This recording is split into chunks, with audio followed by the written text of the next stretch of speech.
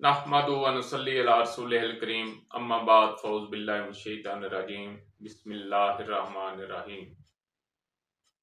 हाज़रीन व नाज़रीन, अजीज हुक्मा, आज हम बात करेंगे दिल के अफ़आल के मुतल्लिक। जब दिल मुतासर होता है, जब दिल बीमार होता है तो क्या कैफियत होती है। तो इलाज मुआवजे के लिए आपको तहरीक, तस्कीन व तहलील को समझना होगा। जब हम मुसलसल खुशक चीजें खाते हैं, उजलाती चीजें खाते हैं, हमारे कल्बोजलात में सुकेड़ पैदा होता है, अकड़ाव पैदा हो जाता है तहरीक के सबब, और सांस जो है वो तंगी के साथ आएगा और सीने में जकड़न सी महसूस होगी। तो उसका हम अजवैन और पुदीने को, कहवा जो है अजवैन और पुदीने का शहद डालकर देंगे तो फौरन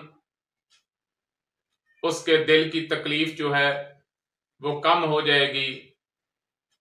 और अगर गर्मी के सबब सांस फूल रहा है, गर्मी के मौसम के सबब, या आपने मुसलसल गर्म चीजें आप इस्तेमाल कर रहे हैं, तो आपका सांस जो है वो फूल कर आएगा, ये कैफियत होगी। तो उसमें आपने छोटी इलायची और सौंफ, जीरा सफेद वगैरह का कावा देंगे तो आपको वक्ती सुकून मिल जाएगा, फौरन आपकी तबीयत जो है बहाल हो जाएगी। और अगर आप मुसलसल तरी वाली चीजें खा रहे हैं तो फिर आपको सांस जो है वो छोटा छोटा आएगा, जैसे नौमलोद बच्चों को छोटा छोटा सांस लेते हैं। तो उसमें आपने लौंग और दालचीनी का कावा पीना है तो आपकी तबीयत जो है फौरन बहाल हो जाएगी। लेकिन मदारज मर्ज को समझते हुए मदारज अदविया और मदारज अगजिया का इस्तेमाल जो है उसी से सेहत बहाल होगी। आप उसके दर्जे को समझते हुए उसके मुताबिक दवाई और ग़िज़ा इस्तेमाल करें, अपना मुकम्मल इलाज कराएं। जब आपकी सेहत वाली नब्ज़ बहाल हो जाए तो फिर आप मुख्तलिफ चीज़ें, मतवाज़न चीज़ें खाएं, कभी तरी वाली, कभी खुशक और कभी गर्म, और आपकी सेहत हमेशा ठीक रहेगी। बाज़ औक़ात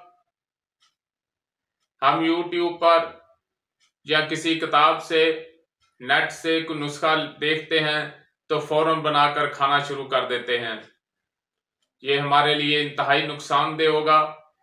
जब तक कानून तिब के मुताबिक, मजाज के मुताबिक हम कोई चीज इस्तेमाल नहीं करते, वो हमारे लिए फायदे की बजाय नुकसानदेह होगा। हजरत दोस्त मोहम्मद साबर मुल्तानी रहमतुल्लाह अलैह के पास एक शख्स आया। बहुत पुरानी बात है, 50 साल हुए हैं आपको दुनिया से गए हुए, उससे 2-4 साल पहले का वाकया होगा। तो आपने देखा कि उसके हाथ में चाबी है। उस दौर में किसी किसी के पास कार होती थी। वो कार में आया और उसने कहा कि इमाम साहब मुझे दवाई दें। आपने कहा इस कार ने आपको बेकार कर दिया है, यूं करें इस कार को बेचें और छुहारे खाएं। वो कहने लगा आपकी बहुत मशहूरी सुनी, बड़ी दूर से आया हूं और आपने मुझे मजाक करके टाल दिया है। आपने कहा भाई जो मैंने कहा है वो करें। वो शख्स दवाखाने से, मतब से बाहर आ गया और कार की डिग्गी पे बाजू रखकर सोचने लगा कि यार इतनी दूर से आया हूं, हकीम साहब ने क्या कह दिया है। कुछ गिर्द बाहर निकला, कहा भाई कीम साहब से दवाई लेकर दें यार। उन्होंने कहा उन्होंने जो कहा है, उसने कहा भी उन्होंने जो कहा है आप करें। वो शख्स वापस चला गया, किसी दुकान से 2 किलो छुहारे लिए और उनको खाना शुरू कर दिया, डिग्गी में रख दिए। जिधर जाता था छुहारे खाता जाता था। वो दौर और था, उस वक़्त ज्यादा खुराक ही दूध और लस्सी होती थी। उसके जिस्म में तरी बहुत ज्यादा हो गई थी, सुस्ती काहली उसके जिस्म का हिस्सा थी।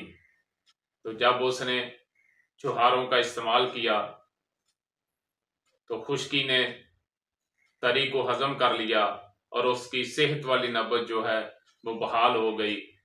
और कुछ दिनों के बाद वापस आया, कहता है हकीम साहब ये 5,000 रुपया आपके लिए।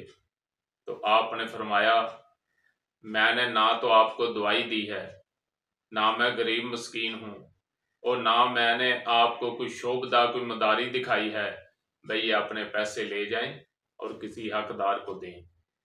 और आपने, वो शख्स कहता है कि ना मैं सिर्फ तंदुरुस्त हुआ हूं बल्कि जवानी लौट आई है। आपने कहा तुमने मेरी एक बात पे अमल किया और दूसरी पे अमल नहीं किया। छुहारे तो खाए लेकिन पैदल नहीं चले। कार को बेचने का मकसद ये था कि पैदल चलते, कुछ मेहनत करते, आपके जिस्म में तवानाई आती। तो अब कई लोग ये हवाला पढ़कर छुहारे खाने शुरू कर देते हैं, तो वो बजाय फायदा के नुकसान हो जाता है। उनकी पहले ही जिस्म में खुश्की बढ़ी हुई होती है और वो खुश्की को मजीद, मैं पहले भी कह चुका हूं, छुहारा हो, खजूर हो, मनक्का हो, काजू हो, बादाम हो या पिस्ता हो, अखरोट हो, चलगोजा हो, तेल हो या और कई चीजें हों, ये सब चीजें ताकत देती हैं लेकिन मजाज के मुताबिक ताकत देती हैं। आप हमेशा अपनी सेहत को बहाल करें और उसके बाद मतवाजन ग़िज़ा खाएं और इंशाल्लाह आप तंदुरुस्त और तवाना रहेंगे। वमा अलैना इल्लल बलाग। नाज़रीन, अगर आपको हमारी वीडियो अच्छी लगी तो हमारे चैनल को सब्सक्राइब करें, लाइक करें, शेयर करें, ताकि कानून तिब और कानून फितरत के मुताबिक हमारी हर वीडियो आप तक पहुंचती रहे। शुक्रिया।